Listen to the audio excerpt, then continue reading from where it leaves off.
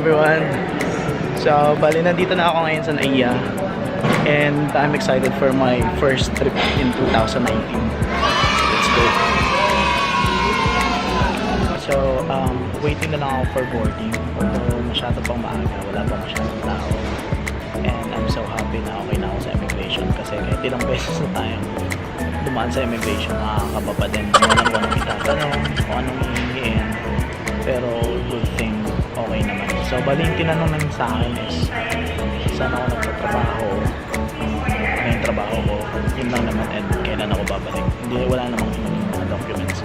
Anyway, again, I'm just waiting for boarding. So,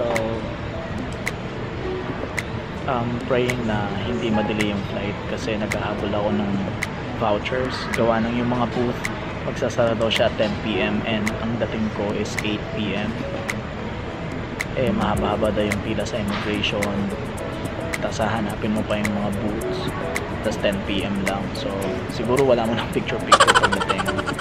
Kunin mo na lahat ng mga vouchers, especially yung global wifi o yung packet wifi kasi importante yun. Anyway, let's go.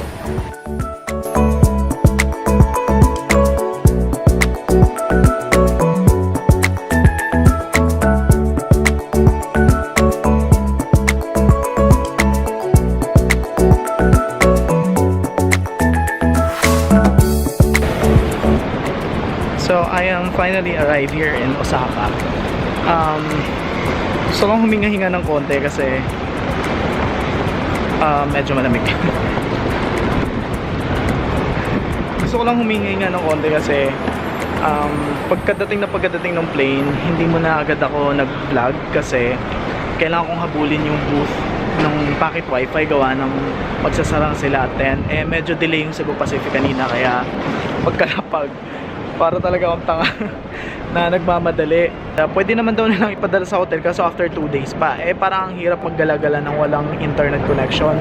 So pagkalabas ko ng immigration, punta agad sa packet wifi booth and then dun sa Klook sa vouchers dun sa HIS counter.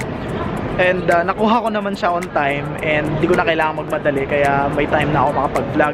Anyway, gusto ko lang din huminga kasi sobrang grabe yung experience ko sa immigration dito sa Japan. Although kasi first time in Japan, first trip of 2019, first time to travel abroad na solo.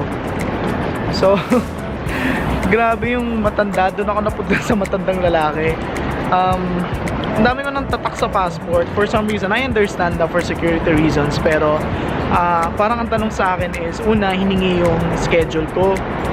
Alam mo yung pipasa natin sa embassy, yung daily schedule. So buti na lang prinin ko yun. And unang tinanong sa akin, ano daw yung Nijo Castle? Sabi niya, what is Nijo Castle? So sabi ko, a temple, a castle, and I would like to visit, ganon, for sightseeing, ganon. Tapos lagi niya tinanong, what is sabi niya, what is Nijo Castle? Sabi ko, hindi ko alam kung anong isasagot ko pa. E di parang nag-move on na siya doon. Tapos next is sabi niya, what is USJ? Sabi ko, Universal Studios Japan.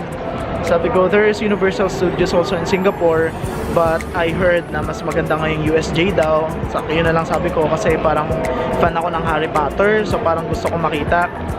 So parang hindi pa rin siya agree. Ewan ko, baka mamaya ganun lang daw talaga sila. Next is, sabi ko, tinatanong ako kung may ano ba daw, may sketch ba daw ako to get there. Sabi ko, wala akong prepared na sketch kasi everything is accessible via Google Maps. So ayun. Tapos next tinanong niya is, may pabalik ba daw akong ticket? Sabi ko, meron, din nilabas ko, hindi, okay na. Tapos next na tinanong niya is,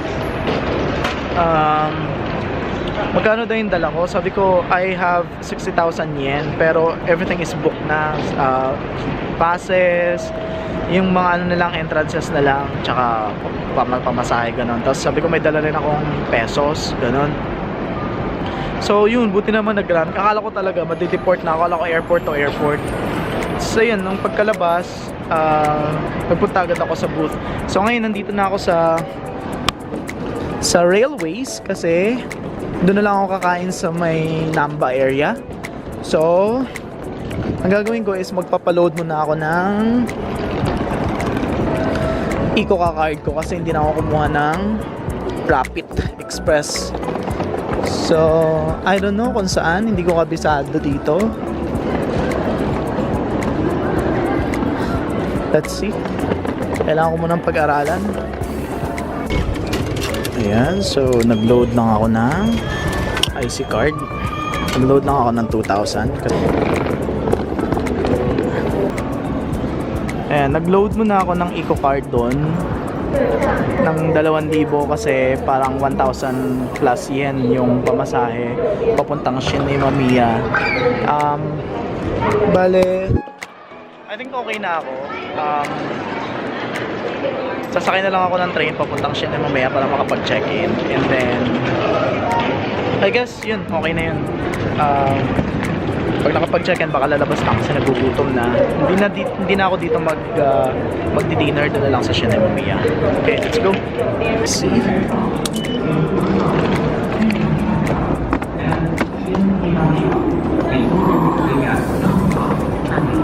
And then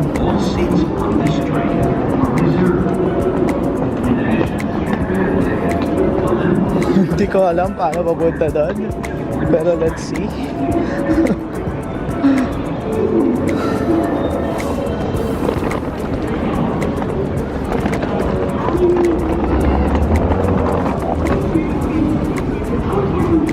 Yan, dito yata ang train. それなりにご注意ください。扉閉まります。ご注意ください。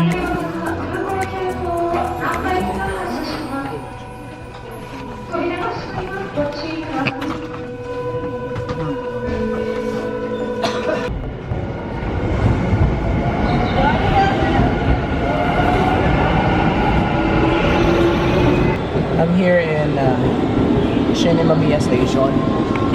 Maraming exit. Hindi ko pa alam kung saan yung exit.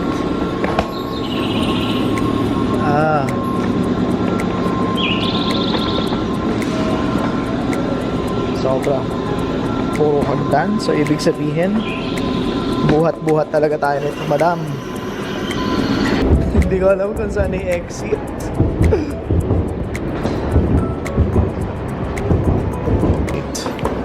Exit.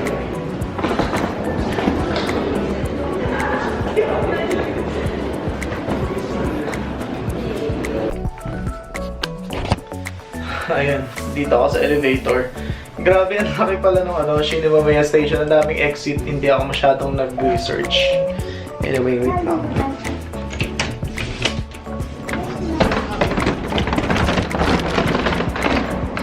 Ayun yung Shinemamiya Station exit. Nakita ko din. And buti na lang yung hotel is sobrang lapit lang. Actually, nakikita ko na. Yun yung Hotel Sun Plaza. Yun yung unang hotel na binook ko kasi dalawa dapat kami, kaso biglang nag-cancel. Anyway, yun na yung mga sikat na vendo. Yan, puro vendo. Baka lalabas ako mamaya. And ito na yung Hotel Shinemamiya. Okay, so hello, welcome Osaka. So let's check in na guys. Let's see.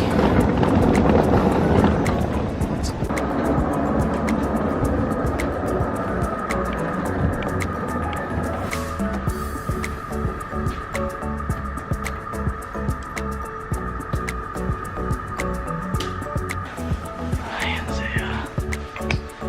Okay, so ang cute. Ang liit niya. Pero maganda naman kasi kompleto. Capsule siya. Ayan, may hagdan, may tsinelas. Tapos ito lang yung pintuan. So may maliit na table dyan, which is perfect. And this one is okay, at least may lalagyan. Alam kung ano to. Ilaw. Okay. Okay, medyo mainit.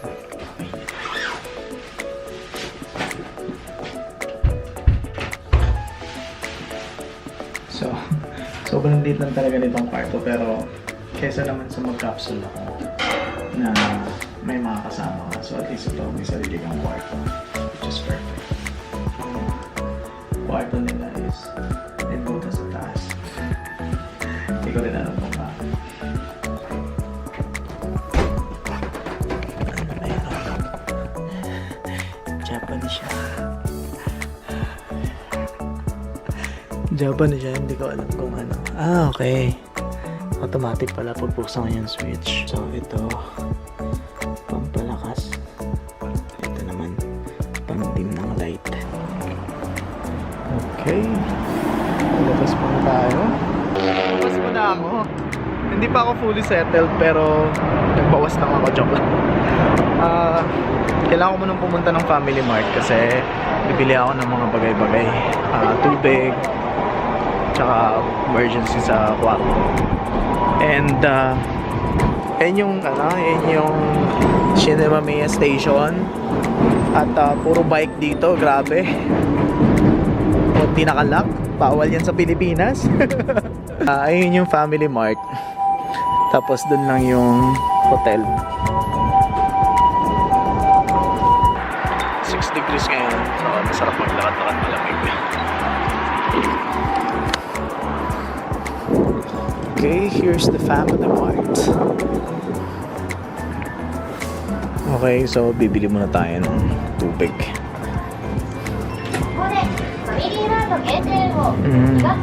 Ito yung mga ano nila. Hindi, nakabili na ako sa Mercury. So hindi na. Toothpaste, hindi ko alam kung ano yung toothpaste dito. Oh, yun sarap. Kano to? 400. Ay, oh my god, ito na yung ano, kanin nila na masarap. Ito yung chicken yata to. Ito, nakabili ako nito sa Taiwan, sobrang sarap. Try ko daw to, sabi ng mga friend ko. I should try this one daw. Pero let's see. Bibili rin talaga ako ng malaking tubig kasi this is important. Parang ang sarap naman ito. Ay, ito yung masarap. Vitamin C.